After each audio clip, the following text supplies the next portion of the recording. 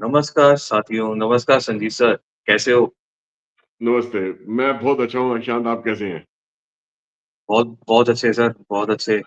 कितना अच्छा समय चल रहा है सर कि महाकुंभ के समय और इसके अंदर एक बहुत बड़ी एक्टिविटी भी हो रही है, उसी के ऊपर हम आज की डिस्कशन भी करने वाले शायद से। और वो है वो प्लैनेटरी अलाइनमेंट्स जो हो रहे हैं, मतलब कुछ 6-7 प्लैनेट्स एक साथ एक लाइन में हैं और वो शायद वो नेकेड आइ से भी हमें विज़िबल है। ये हाँ जी, कौन-कौन से ईशान जी। प्लैनेट है सर? वीनस, मार्स, हाँ, जुपिटर, अच्छा। सैटर्न। हाँ जी। हाँ जी सर। हाँ, इ इसमें इसमें ईशान जी एक बहुत रेयर सेलेस्टियल सेलेस्टियल अलाइनमेंट होने वाली है और इसमें कुछ लगभग 6 से 7 प्लैनेट जो है वो अलाइनमेंट में आएँगे। मतलब एक हुँ, सीध में नज़र आने की कोशिश करेंगे या वो एक-दूसरे का अलाइनमेंट में आएँगे वो। तो उसको हम बेसिकली इसको इंग्लिश में ये कहते हैं कि बेसिकली ये एक ये मतलब इसका परेड हो रही है, सितारों की परेड जिसको कहते हैं। परेड ऑफ हाँ, स्टार्स कहते हैं, parade parade of of planets stars. कह लीजिए, मतलब इस तरीके से इंग्लिश भाषा में इसका इस्तेमाल भी करा जाता है। तो इसमें हुँ, इसमें के जो प्रमुख 6-7 प्लैनेट जो जो अलाइनमेंट में आएँगे, उसमें वीनस यानी शुक्र, मार्स मतलब कि मंगल, जुपिटर मतलब गुरु बृहस्पति, सैटर्न मतलब कि शनि, यूरेनस और नेपच्यून, इसको इसको राहु केतु की संज्ञा भी दी जाती है हुँ, यूरेनस और नेपच्यून को। और ये लगभग आपके 18 तारीख से, मतलब आज आपकी शायद 18 तारीख की है मेरे ख्याल से, है ना? आज क्या डेट हो रही है? आज आपकी 18 तारीख है। तो आज 18 तारीख में। 18 जनवरी से लेके 21 जनवरी से आगे तक ये मतलब इनकी जो क्लैरिटी है वो नज़र आएगी अलाइनमेंट की। और हुँ, 25 जनवरी को इन 6 प्लैनेट के साथ में मर्क्यूरी प्लैनेट भी इनकी अलाइनमेंट में आ जाएगा। मतलब कि 7 प्लैनेट अलाइनमेंट में आ जाएंगे। और ये जो अलाइनमेंट है इसमें मतलब कि ये ये नॉर्मल दूरबीन होती है ना, उससे भी देखा जा सकता है, नेकेड आई से भी देखा जा सकता है। और ये रात को लगभग 8:30 बजे से लेकर सुबह जब तक सूरज की रोशनी नहीं होती, ये अलाइनमेंट के जितने भी प्लैनेट्स हैं ये टमटमाएंगे, नजर भी आएंगे। जिस एरिया में थोड़ी पोल्यूशन कम है या बदली बादल नहीं है और थोड़े धुंध वुंध नहीं है, वहां पे तो बहुत क्लैरिटी से नजर आएंगे। तो अगर सपोज कीजिए आप किसी पहाड़ की चोटी पे खड़े हैं, वहां से बहुत क्लैरिटी नजर आएगी, हुँ। या कुछ ऐसी एरिया में जहाँ पे पोल्यूशन वगैरह कम है, धुआं धुआं कम है, वहां पे आपको बहुत क्लैरिटी से ये चीज नजर आएंगी। और इसमें क्या है कि तो जो सर ये आपका पूरे वीनस है। ये ग्लोबली विजिबल होगा सर, ये ग्लोबली विजिबल होगा या सूर्य ग्रहण या चंद्र ग्रहण की तरह किसी-किसी कंट्रीज़ में ही लोकेशन में ही नहीं, विजिबल ये होगा ये? ग्लोबली विजिबल होगा, मगर इंडिया इंडिया से तो खास क्लैरिटी इसकी रहेगी, क्योंकि इस ये जो अलाइनमेंट हो रही है ना, इसका कुंभ मेले से बहुत स्ट्रांग है कि इन ये जो दिन रहेंगे लगभग आने वाले, समझो कि कुंभ मेले के एंड तक, ये सेलेस्टियल जो भी बॉडीज हैं, ये प्लैनेट्स हैं, ये इनके अलाइनमेंट से कुंभ मेले के अंदर भी जो पॉजिटिव वाइब्स है वो बहुत ज्यादा फर्क पड़ेगी। और इससे इससे इससे ना बहुत सारे चेंजेस आएंगे ग्लोबली।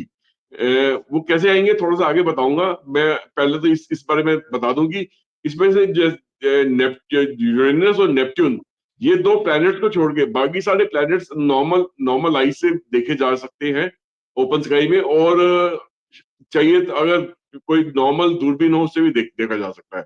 मगर यूरेनस और नेपच्यून को के लिए आपको एक प्रॉपर टेलीस्कोप चाहिए होगा।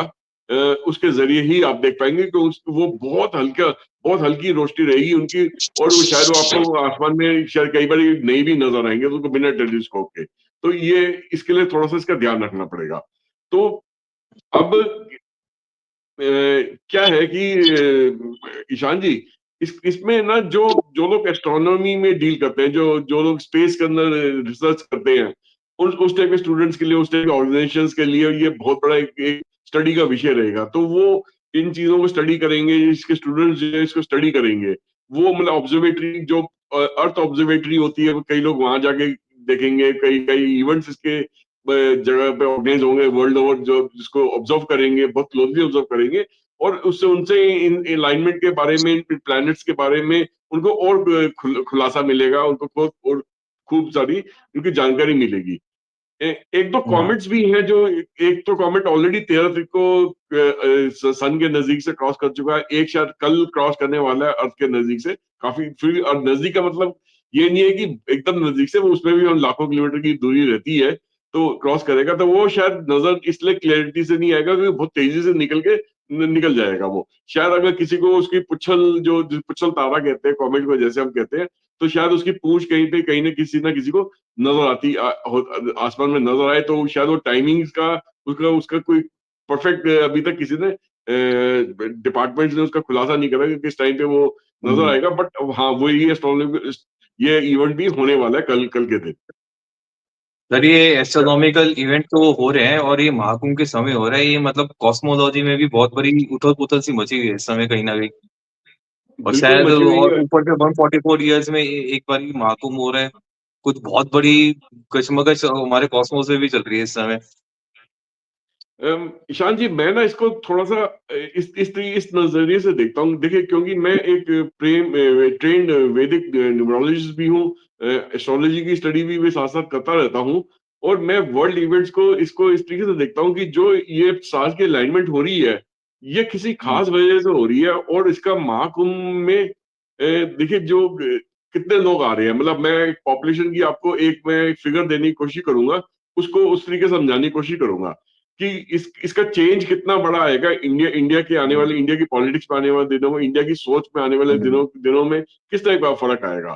तो सर देखिए इंडियन बेसिकली, इकोनॉमी में भी सबसे बड़ा, हाँ इतने इकोनॉमी फॉरेनर्स में आ रहे फर्क। हैं, इतने लोगों को वहां पे बिजनेस मिल रहा है, इकोनॉमी पे भी बहुत बड़ा बूस्ट आने वाला है। हाँ, ये तो महाकुंभ में तो जो जिस हिसाब से वहां पे बिजनेस हो रहा है, उससे ऑलरेडी समझिए कि उस पर्टिकुलर सिर्फ यूपी यूपी की स्टेट का अगर मैं बताऊं आपको कि 24 से 25% जो टोटल जीडीपी जो है इस पर्टिकुलर टाइम पीरियड के अंदर इंक्रीज हो जाएगी। मतलब इतना हम्म। इतना ज्यादा लाखों करोड़ों रुपए में रेवेन्यू इसका टर्नओवर घूमेगा इस दौरान। मतलब तो अब एक जो फिगर जिसमें मैं आपका ध्यान लाने की कोशिश कर रहा हूँ कि देखिए टोटल जो इंडिया की जो पॉपुलेशन है वो लगभग लगभग 144 करोड़ मानी जाती है।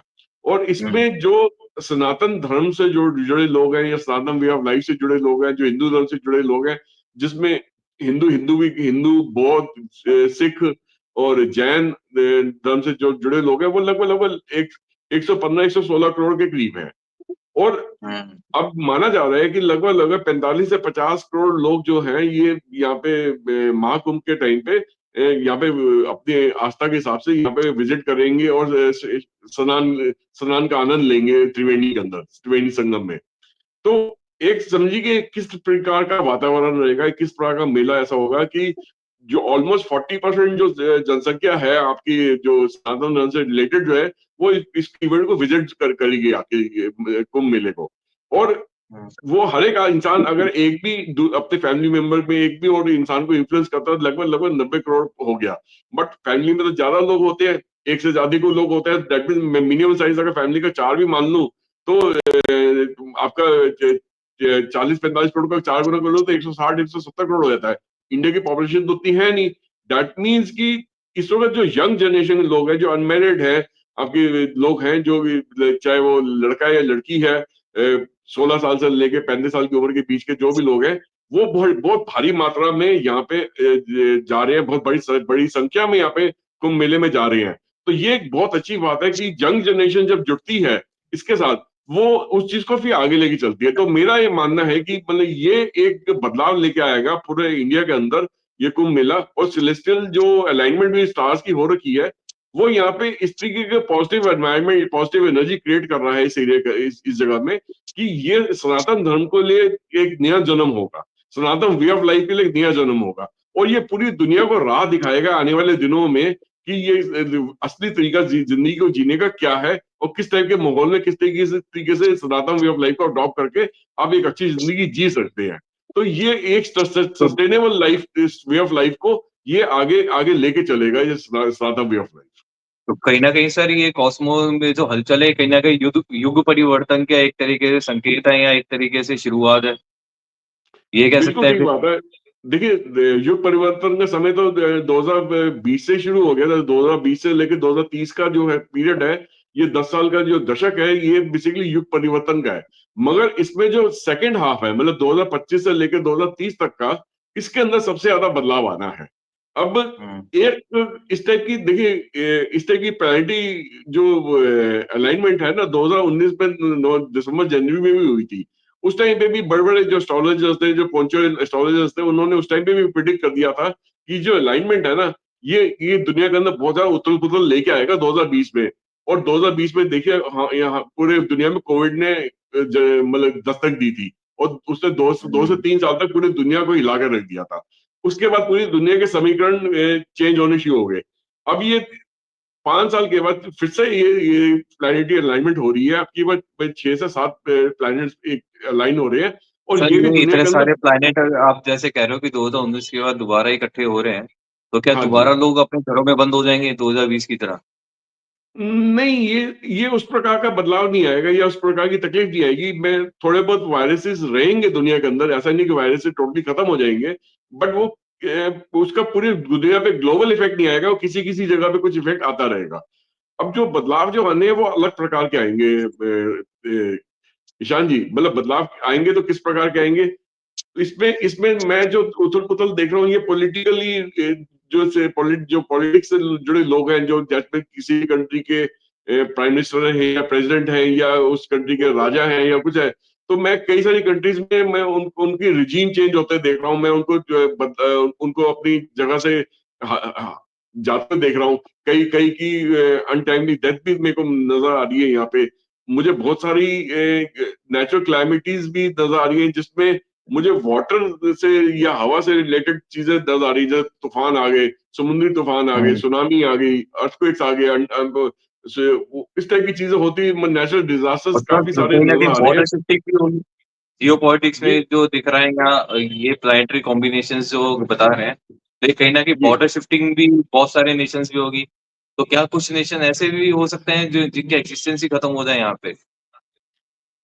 जी हाँ, कई सारे नेशंस हैं जिनके एग्जिस्टेंस आने वाले ये 5 साल के अंदर जो सेकंड हाफ रह गया युग परिवर्तन का उसमें उनके उनके मेरे को एग्जिस्टेंस खत्म होती नजर आ रही है जिसमें प्रमुख नाम मैं इंडिया के आसपास के किसी कंट्री का लूंगा तो उसमें पाकिस्तान और बांग्लादेश दोनों हैं। मतलब उनका जो एग्जिस्टिंग एरिया है उससे बहुत कम एरिया रह जाएगा, बाकी वो जो बाकी का जो एरिया है वो डिफरेंट अलग या तो अलग कंट्री में कन्वर्ट हो जाएंगे या आसपास की कंट्री में जैसे इंडिया के अंदर जैसे इंडिया का अखंड भारत का जो एक हुँ। सपना है या जो एक वो चीज होती नजर आएगी आपको। इंडिया अपने बॉर्डर्स को एक्सपैंड करेगा ना केवल सिर्फ इसलिए नहीं कि उसको दूसरी कंट्री की जमीन पे कब्जा करना है, अपने आप को सिक्योर करने के लिए सबसे पहले वो इस चीज को एक्सपैंड करेगा। चाइना में मुझे हालात और बिगड़ते नजर आ रहे हैं इन 5 साल के अंदर। चाइना की जो शेप आज की डेट में है शायद 5 साल के बाद वो शेप नहीं रह जाएगा। चाइना जो साउथ चाइना का जो एरिया है वही चाइना कहलाएगा, बाकी सारे अलग अलग देश बन जाएंगे वहां से निकल के, लगभग छह इंडिया, सात चाइना देश बनने बेसिकली का आप जो कहना लगता है। चाह रहे हो। एंड अमेरिका भी मेरे को नजर आ रहा है कि वो भी एक्सपेंशनिस्ट उसे जा रहा है कि जहाँ पे वो उसने पिछले दिनों में संकेत भी दे दिए कि कनाडा को वो अपने साथ मिलाना चाहता है, ग्रीनलैंड को अपने साथ मिलाना चाहता है।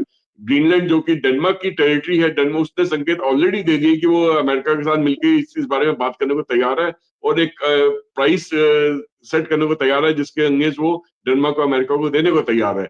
मेक्सिको भी, मेक्सिको हो गया, पनामा हो गया, ये भी अमेरिका चाह रहा है कि उसका मिल जाए। तो देखिए मुझे जो ये जो तो बात सर कही इसके हम अंदर ये सारे एक्टिविटीज़ हो रही है और अमेरिका भी कहीं न कहीं मतलब नेटो से परेशान होकर नेटो को छोड़ना चाह रहा है और बहुत सारी हाँ जी, यूरोपियन नेशंस हैं जो नेटो नेटो ग्रुप से खुश नहीं है मतलब वो छोड़ना चाहते हैं। जैसे पोलैंड वगैरह ये वाले नेशंस भी है, पोलैंड, सर्बिया वगैरह बहुत हद तक ये लोग भी नेटो से खुश नहीं है, तो ये लोग भी छोड़ना चाह रहे हैं। तो क्या नेटो बचेगा या सही में मतलब छोटा हो जाएगा या बिल्कुल नहीं बचेगा नेटो भी? नेटो मेरे हिसाब से नेटो एज ए ऑर्गेनाइजेशन की अहमियत खत्म हो जाएगी कि कई सारे जो प्रमुख मेंबर्स हैं वो नेटो छोड़ देंगे और वो अपने इंडिविजुअल लेवल पे नई अलाइनमेंट बनाएंगे, नई समीकरण बनाएंगे अलग अलग देशों के साथ में। और ये चीज सबसे ज्यादा मेरे को यूरोप में होती नजर आ रही है कि यूरोप में कई सारे देश हैं जो नेटो के साथ जुड़े हुए हैं, वो उस चीज से अलग होते हुए मुझे नजर आ रहे हैं। आने वाले ये दो दो 5 साल के अंदर सब कुछ होता हुआ नजर आएगा, मेरे से पहले ही हो जाएगा ये सब कुछ। तो जो हम जो बात कह रहे हैं कि इसकी अलाइनमेंट की वजह से ना हमें बहुत सारी दुनिया के अंदर चेंजेस होते नजर आ रहे हैं और ये चेंजेस की वजह से दुनिया के अंदर नए समीकरण पैदा होंगे और नए जीने के तरीके को ढूंढा जाएगा।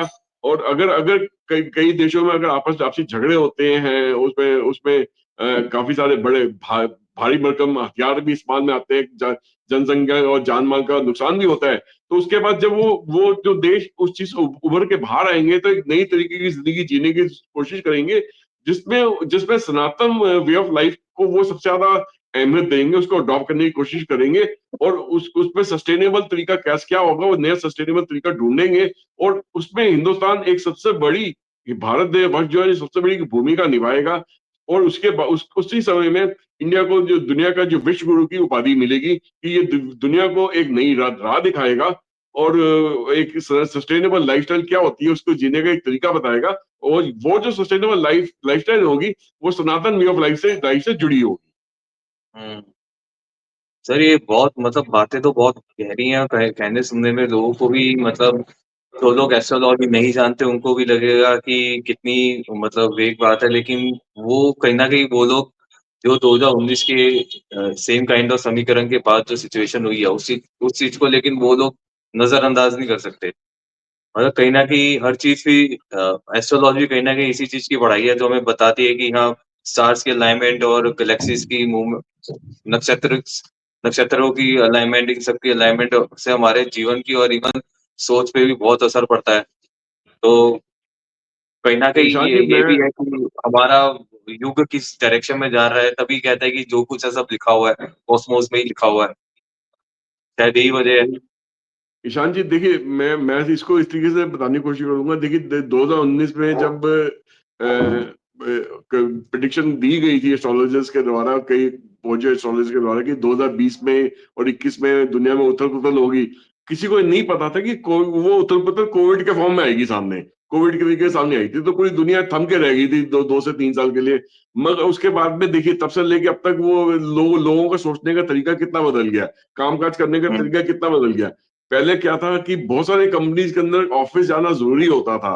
आज उसके बाद से क्या सिस्टम निकला है पूरी दुनिया के अंदर कि लोगों ने कहा कि कोई बात नहीं, हम मिक्स एंड मैच सिस्टम चलाएंगे। आप घर से भी काम कर सकते हो, आप ऑफिस आके भी काम कर सकते हो। ऐसे कीजिए, बिल्कुल हफ्ते में हाइब्रिड। 5 दिन या 6 दिन काम करना है तो हाइब्रिड सिस्टम से काम करेंगे। 2 से 3 दिन आप घर हुँ, से काम कीजिए, 2 से 3 दिन आप ऑफिस आ जाइए। ऑफिस की लोगों ने जो स्पेसेस दी, 2-2 3-3 फ्लोर्स रखे हुए थे, बड़ी-बड़ी कंपनी ने या पूरी बिल्डिंग ले रखी थी किराए पे या खरीद रखी थी, तो उन्होंने वो स्पेसेस कम कर दी। क्योंकि जब अल्टरनेटिव तरीके से लोग ऑफिस आएंगे तो उनको एक डेस्क जो है वो कम से कम हफ्ते में 2 या 3 लोग इस्तेमाल कर सकते हैं, या एक कैबिन 2 या 3 लोग इस्तेमाल कर सकते हैं। उन्होंने उतनी स्पेस कम कर दी, उनके ओवरहेड्स कम हो गए, उनके जो आउटपुट थी वो पहले से ज्यादा बढ़ गई। सेम चीज आपके एजुकेशन फील्ड के अंदर भी देखिए कि पहले कितनी ऑनलाइन डिग्रीज अवेलेबल होती थी, आजकल कितनी सारी अवेलेबल है। पहले कितने हुँ, ऑनलाइन कोर्सेज अवेलेबल होते थे, आज कितने अवेलेबल है। आज की डेट में हम ऑनलाइन कितनी सारा बिजनेस ट्रांजेक्शन कर लेते हैं। जैसे आप और हम बैठे ये वीडियो रिकॉर्ड कर रहे हैं, बना रहे हैं। इस तरीके से आप और भी कितने सारे इस टाइप के ऑनलाइन के प्लेटफॉर्म्स हैं जहाँ पे बैठ के बिजनेस हो जाते हैं और दुनिया के किसी भी कोने में बैठे हो, आपको उस कंट्री में जरूरी नहीं ट्रैवल करना पड़ रहा है या उस शहर में ट्रैवल करना पड़ रहा है या घर से बाहर निकल के या अपने दफ्तर से बाहर निकल के वहां जाना पड़ रहा है। वर्चुअल मीटिंग्स के थ्रू भी आज की डेट में कितना बड़ा बिजनेस क्रिएट हो गया है, वर्चुअल प्लेटफॉर्म्स कितने क्रिएट हो गए हैं, ई कॉमर्स के प्लेटफॉर्म्स कितने क्रिएट हो गए हैं। तो आप ये देखिए कि टोटल जो दुनिया है एक वर्चुअल प्लेटफॉर्म पे पहुंच गई है, वहीं से ही अपना काम कर रही है और बहुत बढ़िया तरीके से कर रही है। तो ये सब चीज क्यों इसमें इस पे ज्यादा डेवलपमेंट कब आई? ये कोविड के बाद यही है, कोविड के दौरान है जब दुनिया ने रियलाइज करा कि भैया घर से बाहर निकलेंगे तो हो सकता है वायरस पकड़ ले, तो यहीं से बैठ के हम इस चीज को मैनेज कर लेते हैं। अब हुँ, अब जो आने वाले 5 साल हैं, इसमें जो उथल-पुथल होगी वो उसमें उसमें उसमें भी कुछ ना कुछ नए तरीके निकल के आएँगे ज़िंदगी को जीने के। मगर अब जो तरीके आएँगे उसमें ये होगा कि जो दुनिया के रिसोर्सेज़ हैं, उसको सही तरीके से इस्तेमाल करा जाए, सस्टेनेबल लाइफ़स्टाइल्स को इस्तेमाल करा जाए, हुँ, कार्बन फुटप्रिंट को कम करा जाए, आपका सोलर सोलर को ज़्यादा इस्तेमाल करें, हाइड्रोजन को ज़्यादा इस्तेमाल करें या बायोफ्यूल को ज़्यादा इस्तेमाल करें, इलेक्ट्रिक व्हीकल्स को ज़्यादा इस्तेमाल करें, तो और सस्टेनेबल लाइफ को और भी बहुत सारे तरीके और निकल के आएंगे जिसके बारे में शायद हम अभी खुलासा ना कर पाए, पर दुनिया उसके बारे में आविष्कार करेगी और दुनिया को सोल्यूशन भी देगी और हिंदुस्तान शायद इस मामले में सबसे आगे रहेगा। बिल्कुल सर हिंदुस्तान और बहुत सारे नेशंस हैं जो इस समय मतलब विश्व गुरु के हिंदुस्तान के विश्व गुरु के होने की भविष्यवाणी तो बहुत लोगों ने करी थी। लेकिन उसका कहीं न कहीं प्रमाण शायद अब दुनिया को दिखेगा कि वो क्यों विश्व गुरु होगा।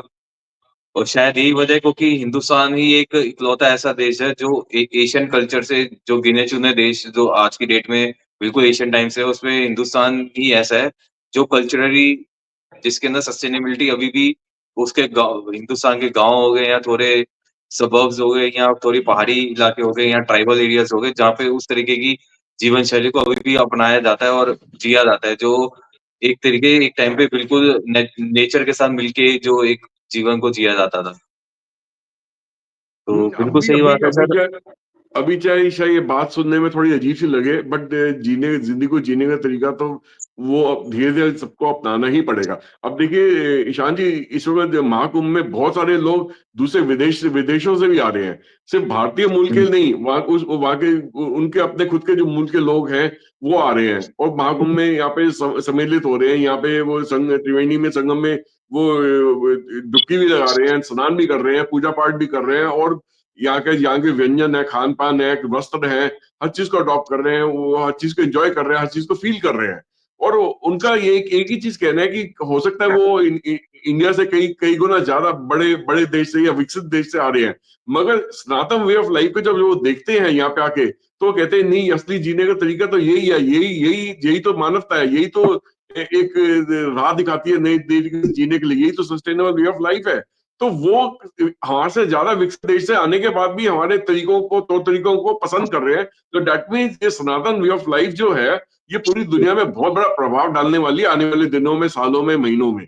तो इस तरीके से कोई भी पीछे नहीं हट पाएगा। अल्टीमेटली दुनिया को ये वे ऑफ लाइफ को अडॉप्ट करना ही पड़ेगा सस्टेनेबल लिविंग के लिए। बिल्कुल सही कहा सर, सस्टेनेबल लिविंग की तरफ तो दुनिया को आना ही पड़ेगा और कब तक हम नेचर को डैमेज करते हुए डेवलपमेंट के नाम पे नेचर को डैमेज करते रहेंगे, आखिरकार हम नेचर का हिस्सा हैं और नेचर हमारी जननी है और उसको डैमेज करके कब तक हम मतलब हम कब तक एग्ज़िस्ट ही कर पाएँगे उसको डैमेज करके। ये कभी ना कभी तो एज़ अ ह्यूमन रेस हम रियलाइज़ करेंगे और शायद हम करते आ रहे हैं तभी ह्यूमन रेस इज़ स्टिल मतलब सर्वाइव कर रही है इस प्लैनेट पे उसके करोड़ों अरबों साल के जीवन में अर्थ के एक मतलब 2500 मिलियन साल पुराना अर्थ का एग्जिस्टेंस है और गिने-चुने ही कुछ ऐसे जीव-जंतु हैं जो अभी भी इस प्लैनेट पे जी रहे हैं तब से लेकर अब तक। ऑल्दो इंसान का जीवन इतना ज़्यादा पुराना नहीं है, इंसान का कुछ 64 मिलियन साल पुराना ही है। और बिल्कुल सही बात है सर। तो अभी और आज के फिर यहीं पे खत्म करते हैं आज की वार्तालाप और इसको बारे में और थोड़ी आगे चर्चा करेंगे, आने वाले समय में और इसके इम्पैक्ट के ऊपर भी डिस्कशन करेंगे जब-जब उस तरीके के इवेंट अगर होते हैं तो उसका भी विश्लेषण हम ज़रूर करेंगे अपने चैनल पे। बिल्कुल, बिल्कुल ईशान जी ज़रूर करेंगे। और अपने दर्शकों को एक हम और सुझाव देना चाहते हैं कि आप हमने महाकुंभ के ऊपर क ऑलरेडी 2-3 वीडियोज़ बना चुके हैं। इस डिस्क्रिप्शन बॉक्स में इसके हम उन वीडियोज़ को एक बार फिर से शेयर करेंगे। आप ज़रूर देखिए उन वीडियोज़ को और अपने सजेशंस भी दीजिए, और महाकुंभ में हो सके तो महाकुंभ पे जाके विज़िट कीजिए, वहाँ पे शाही स्नान कीजिए, वहाँ पे गंगा स्नान कीजिए, त्रिवेणी संगम में स्नान कीजिए, और अपने जो कर्मों हैं, अपने जो तन मन और आत्मा है, उसके शुद्धिकरण को के लिए वहां पे जाइए, पूजा पाठ कीजिए और उस वातावरण का आनंद उठाइए। और अशांत, आप मुझे आप भी बता रहे थे, आप भी अपने परिवार के साथ अगले कुछ दिनों में जाने जाना जा रहे हैं वहां पे, तो आपको बहुत बहुत शुभकामनाएं। मैं उम्मीद करता हूँ कि आपकी सारी मनोकामना वहां जाके पूरी होगी। धन्यवाद सर और wishes are same for you. हमारी भी हाँ जी, हाँ जी। शुभकामनाएँ हैं, आपका मौका बनता है तो आपकी सारी मनोकामनाएँ पूरी होए। और सर जी, साथ जी। में ये हम अपने साथी और अपने जो हमारे व्यूअर्स हैं उनसे ये प्रॉमिस भी करते हैं कि आप में से ही किसी एक जो भी वहाँ से मतलब महाकुंभ विज़िट करके आते हैं, हमें हमसे ज़रूर संपर्क करें। आप में से किसी एक को हम ज़रूर हमारे वीडियो के ज़रिए वो आपका एक्सपीरियंस हम अपने बाकी के व्यूअर्स के आगे ज़रूर शेयर करेंगे और उसको और बढ़ाएँगे भी, उसकी रीच को। Thank you so much Ishan. आज इस चर्चा के लिए बहुत बढ़िया चर्चा रही, और बहुत सारी नॉलेज आपने हमारे साथ शेयर करी। इसके लिए बहुत बहुत धन्यवाद। और जल्दी हम अपने एक नई वीडियो के साथ आप लोगों के सामने हम पेश होंगे, सामने आएंगे। धन्यवाद। धन्यवाद। जय हिंद, जय भारत। जय हिंद, जय भारत।